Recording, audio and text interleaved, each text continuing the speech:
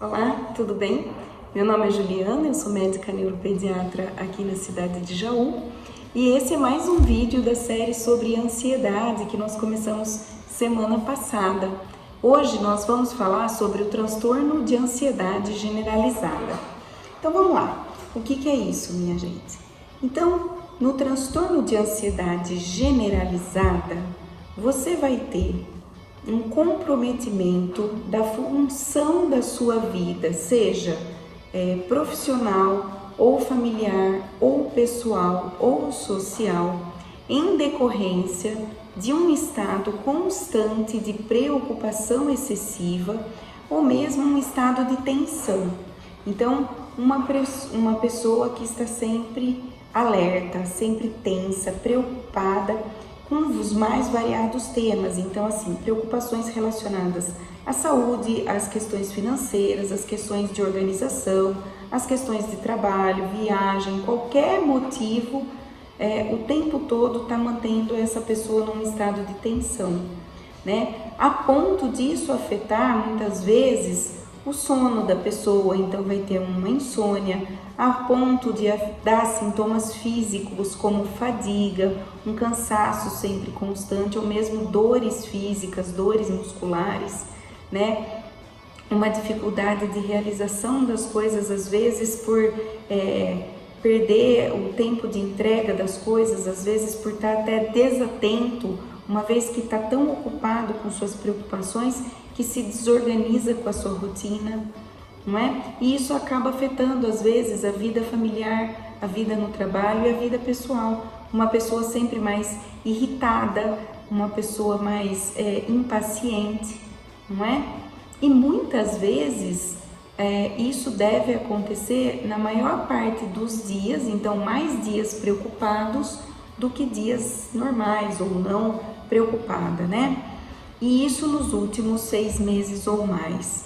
Geralmente o transtorno de ansiedade generalizada tem muito a ver assim com o jeito de ser da pessoa e é um curso crônico ao longo da vida, leva muitos anos e muitas vezes as pessoas negligenciam o tratamento desse transtorno por achar que são assim, ela é assim mesmo preocupada, ela vive estressada, ela é neurótica, né? E eu falo ela porque é uma patologia muito mais frequente nas mulheres do que nos homens, mas os homens não estão imunes aí ao transtorno da ansiedade generalizada.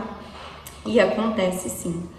É muito comum ao longo da vida que as pessoas com ansiedade generalizada venham a apresentar outros problemas emocionais, como principalmente o transtorno depressivo maior. Então é muito comum o ansioso ao longo da vida ter depressão, e outros transtornos do grupo da ansiedade. Então, a síndrome do pânico, as fobias específicas, né? O transtorno de estresse pós-traumático.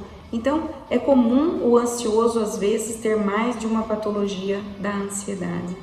A questão é que na ansiedade generalizada, a gente sabe, pelas pesquisas, que existe uma alteração realmente nos neurotransmissores, existe uma alteração na função das catecolaminas, da noradrenalina, existe uma alteração da substância branca do cérebro, com uma menor ativação do pré-frontal durante a solução de problemas. Então, é uma pessoa mais desesperada, digamos assim, né? E que está sempre mais atenta como se chama? A trollagem, a pegadinha, né? Ela está sempre mais alerta, é uma pessoa em estado de alerta tensa, constante, né? Sempre apreensiva, né? Isso faz a pessoa sofrer mais.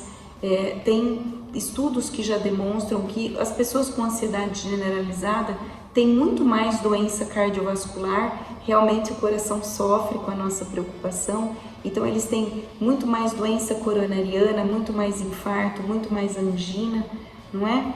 E essas pessoas também parecem ter um risco maior de demência. Então, é algo que a gente precisa tratar e tem tratamento.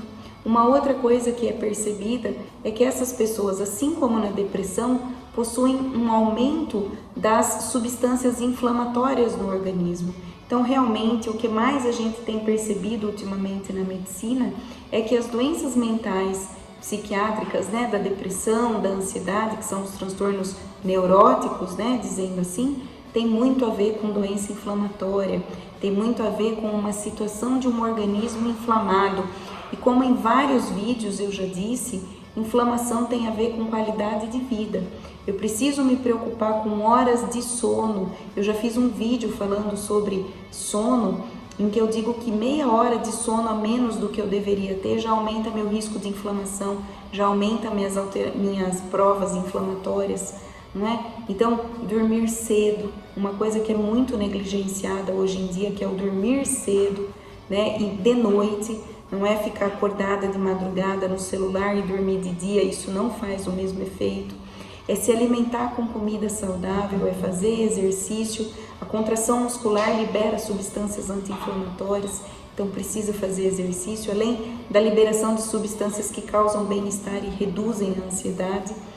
E a gente prestar atenção ao que a gente está fazendo, né? Além das práticas, claro, religiosas e de meditação, que ajudam muito, artesanato, um hobby, ter uma vida mais organizada, ter tempo de ter tempo, diminuir a nossa correria, a nossa pressa, não é? Além disso, fazer terapia, a que tem mais respaldo é a cognitivo-comportamental, tá? Mas você tem que encontrar uma terapia com a qual você se sinta bem, né? E fazer uso de medicação.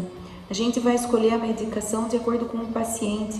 Então, se tem mais problema com peso, menos problema com peso, mais com sono ou com libido, ou se tem outras comorbidades, então, por exemplo, os ansiosos e desatentos, ou se é ansioso e depressivo, então tudo isso vai nortear a nossa escolha da melhor medicação para o paciente. E a gente sempre começa com uma dose mais baixa e vai aumentando progressivamente, porque depende de cada pessoa a dose com a qual vai ficar bem, sempre atentando para efeitos colaterais para que o benefício seja maior do tratamento e que a pessoa se sinta bem. E é importante que as pessoas não tenham medo dos remédios. Os remédios, né, tem muita gente que tem medo da dependência dos remédios.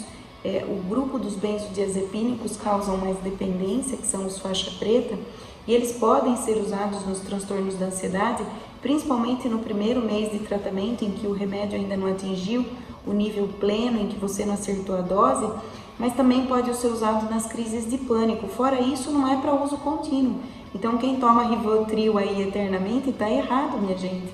Tem que usar só por um trecho até você ajustar a medicação e usar outras medicações mais adequadas, né?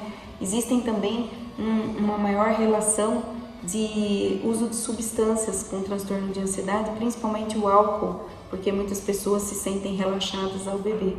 Então, é melhor a gente se tratar com uma medicação que eu tenho controle do que se tornar dependente do álcool, né? É muito importante a gente lembrar disso. E lembrar que essa pessoa sempre tensa e mais irritada, muitas vezes traz um ambiente tenso para dentro de casa, né? E muitos casamentos acabam sendo afetados por causa disso, relacionamento com o pai, com o filho, e muitas crianças ansiosas hoje em dia, viu, minha gente?